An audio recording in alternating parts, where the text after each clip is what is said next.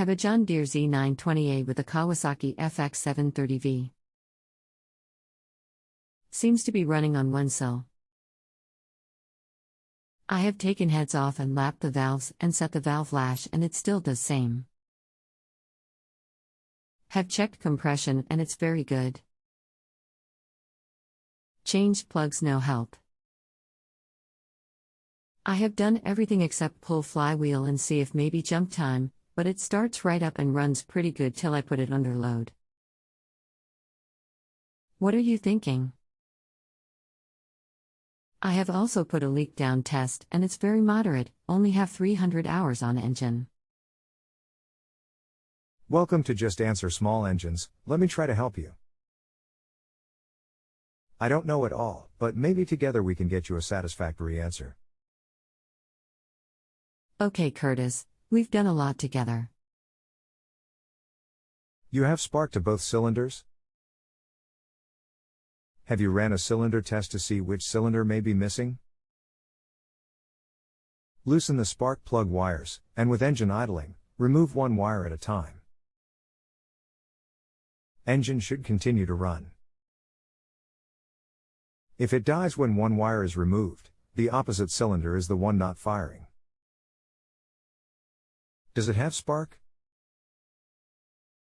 It stops on number 2. I did that first thing. It's firing good on that cyl and the plug gets white like very lean. I've noticed also that head gets much hotter. That's the good cylinder. No, it doesn't change when I removed plug wire. But if I remove number when it dies. When you pull off wire, and engine quits, it is the opposite cylinder that is not firing.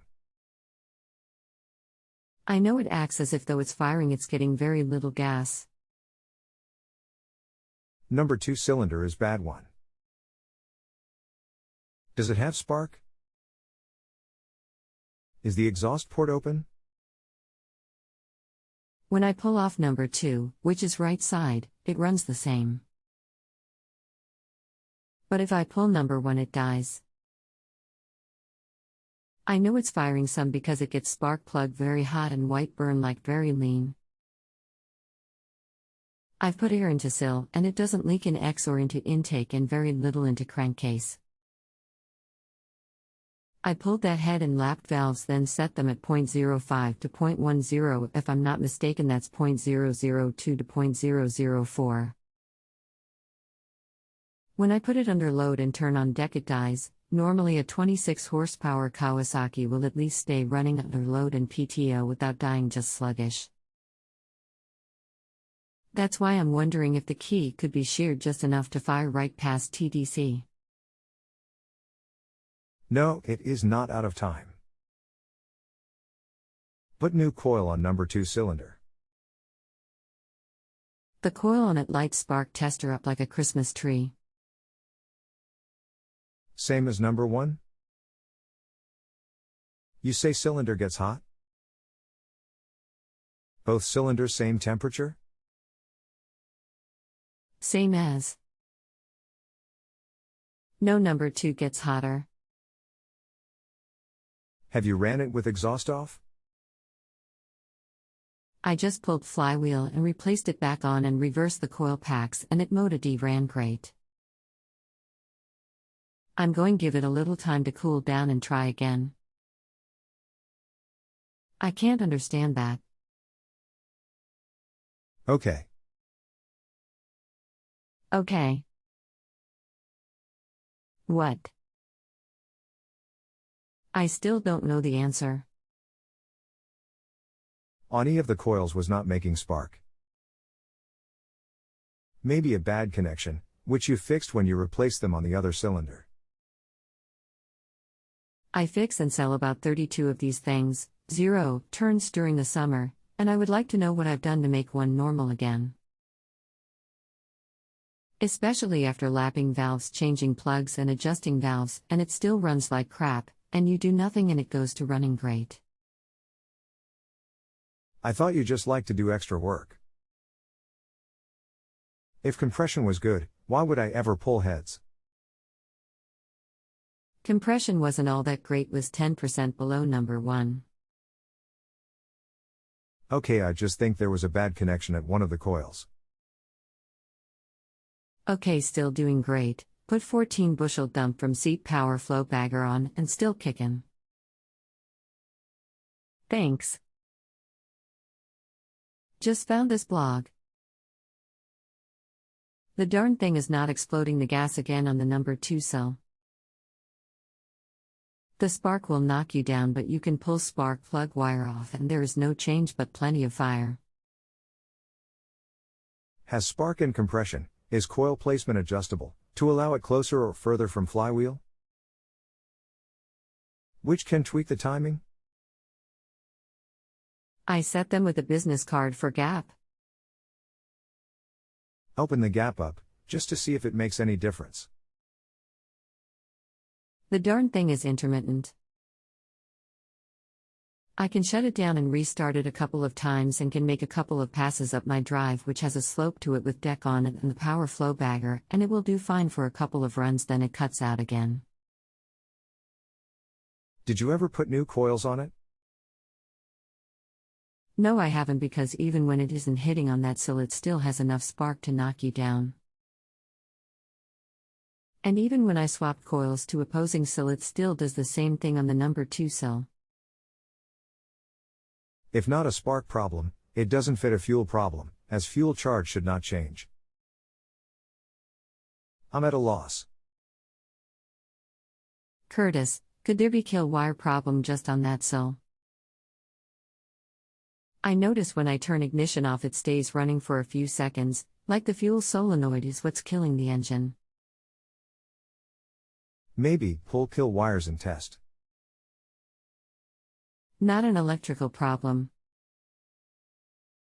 I can shut it down and it's good for a couple runs down 80 drive under full load. Without PTO on it's good for 7 or 8. Have you removed the fuel solenoid and ran without it? It just converts back to running on one cylinder after a couple runs. Back to running on one cylinder? When are you going to try 2 new coils? Taking them back off, someone had already thought about that. The one that was on that sill is brand new, not a dab of rust or corrosion. Just can't seem to spend $110 to check these out when I'm getting constant fire. Same with the kill wires removed. If not coils, it would have to be fuel, but unless the intake gasket leaks, it should not be getting any different fuel charge than the other cylinder. Same with exhaust unless the exhaust is restricted on the odd cylinder. Yeah, I had thought about the leak before I removed the head and lap valves, but then I found 2 intake gaskets on that side, so it tells me someone else had thought of that. This mower was like this when I got it, so I suppose someone else had tried to fix same thing and it hasn't been figured out yet. I am under the belief that the valves are binding in the heads under load and causing a non-compression state at a high RPM. If valves stick, it binds the pushrods. Vents. When I adjust the valves to spec .002 to .004, I only get 70 to 75 hash on compression test. At .006 or so I get over 100 pounds per square inch. At .006 it still does it. Haven't tried it running at that setting on both valves, only on exhaust because that's when I got the 105 to 115 hash test. Cell number 1 has 115 to 120 hash. It must be binding near the end of the stroke and not enough to bend push rods. Open the valves and test. I'm going to test with one closed and the other open instead of TDC. Or do you think I should set it TDC on both? I never look for TDC, just turn one down open and set the one that is up. That's the way I always do it, just wasn't sure if there may be a slight variance. Should be the same. That's the way my old shop teacher taught us and it works on any engine. Except 2 Sils Detroit diesels. There seems to be a tight tolerance on this engine. Yes. Got it fixed as for that problem, but I have an electrical problem. I have to pull the harness fuse out and put back in to start the darn thing sometimes, but that's another issue. So let me rate this and ask you a new question on that line of thought. The problem with the not firing was a small amount of water in the carb that was just accumulating on the number 2 side of the carb. I've always had them not run at all or skip on both cylinders when this happens, and they had just filled the tank with fresh gas when I traded for it, so I never thought to pull the carb apart until nothing else seemed to change what it was doing. Good job. Through another question online. Grab it, run. Thanks. If you have a home improvement or appliance question and want to chat with an expert now, visit justanswer.com/ythi.